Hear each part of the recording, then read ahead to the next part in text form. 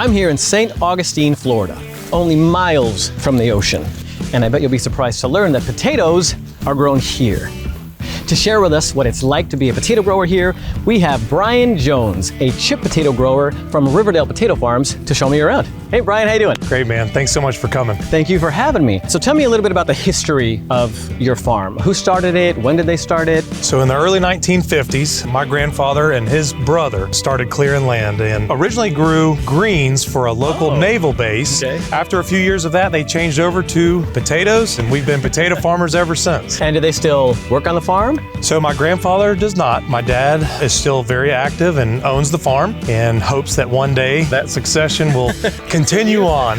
I've got two children, Carter and Cameron, and if they want to continue farming, it'll be here for them. We're letting them ride in the tractors and starting to learn a little bit about it. They come out and help me check irrigation and drain pipe. So they get to have the fun. They get the fun part. What do you and your family like to do when there's no work to be done? We love being on the water. So whether it's the St. John's River, whether it's heading out to the ocean and walking on the beach, if we can get out and play, that's what we're gonna do.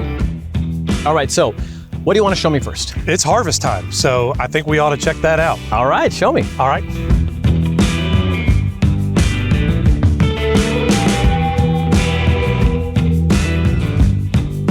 So this is a great look at how we harvest our potatoes. We run a 4-row harvester with field trucks that run right next to it. We're running about 1.5 miles, 2 miles an hour through the field and loading those trucks and getting the taters out of the ground. And what kind of potatoes are you guys growing and what are they used for? So everything here are gonna be the white chipping potatoes. Oh. So eat lots of chips. It's for my children, you know? Nice. Probably the potato I eat the most. That's wonderful.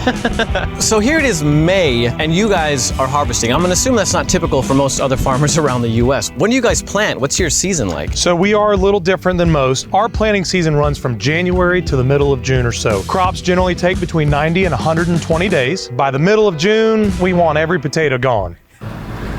Okay, I need you to tell me a little bit about these trucks because they seem military grade. They actually are. They're early 80s model 5-ton military trucks. We get substantial rains down here sometimes. These guys can go anywhere they want. Put some potato bodies on them, and those are the trucks that we use to get the potatoes out of the field. Okay, I picked these up on the way over because I noticed that they're a lot rounder and smaller than a russet, but also that the skin is really thin. Is that on purpose? It is. So we want these to be a uniform round shape so that when they go to the chip plant, they are a uniform chip. The skin on these is also really thin on purpose. What happens is by the time they come out of that field and come up here, those potatoes start rubbing and they're touching. And by the time they get on that semi, most of that skin is gonna come off. So that when they get to the plant, they're ready to be sliced, diced, fried up, and in a bag of chips within 24 hours. That's what's happening in there right now. A lot of grading, a lot of sorting. That's right. The trucks that we saw in the field, they carry those potatoes up to the barn. We actually size them right away. The good potatoes that we're wanting on the trucks, we then wash. Those washed potatoes continue through the line. We've actually got a piece of equipment that has 62 cameras on it that within a split second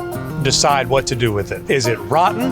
Is it good? And then it continues on down the line. We have scales that weigh out the potatoes as they're being loaded on the truck, send that truck on up the road to get in that bag of chips. There's a lot of workers. Are these guys all local? We do have a great local community here. These folks have been with us for 30 plus years. They come in, they help grade, they help sort, they help everything. It's an integral part to our system and we can't do it without them. You mentioned that there's equipment that has 62 cameras, so I'm assuming technology must play a pretty big role. Innovative technology has to be a part of your operation. Yeah. So we've got some irrigation technology, we've got some spore technology, and if you'd like, I'd love to show you some of that.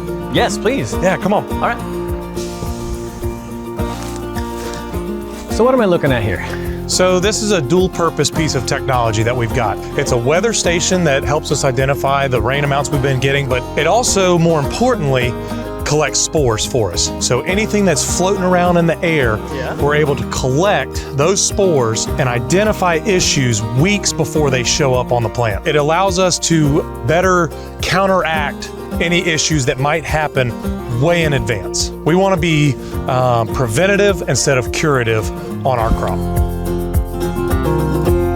It's not just the weather stations or the spore collectors. We do a lot with irrigation here. What we're trying to do is irrigate less, but still keeping that water table exactly where it needs to be. So we now have subsurface irrigation, which allows us to raise and lower that water table exactly where it needs to be. We also have fertilizer equipment, and instead of spreading it 60 feet at a time, we now drop it 6 inches right above the plant so we can then wrap that fertilizer up and put it exactly where the plant needs to uptake it. All of those innovations are so that our nutrients don't leave our soils, so we can protect this beautiful river that we have 100 yards away from our farm. Considering all of that, what makes this region so ideal for growing your potatoes? We've got great soil. It's a sandy loam soil, so it irrigates very well. And our heavier rains, it'll allow that water to get away as well. You know, it's just a great area temperature-wise, and soil conditions make it idyllic. And what about challenges? Oh, there's plenty of challenges. I mean, that's why we have to be innovative with what we're doing so that we have this land for generations to come. Something that we're facing here is urban development. So we've got encroachment coming every day. The pressures that we face are not getting less, they're getting more. But that's something that farmers overcome every day. We know how to face adversity and keep trucking on. We have to put food on your table, on my table, to feed the world. And I appreciate it. Absolutely.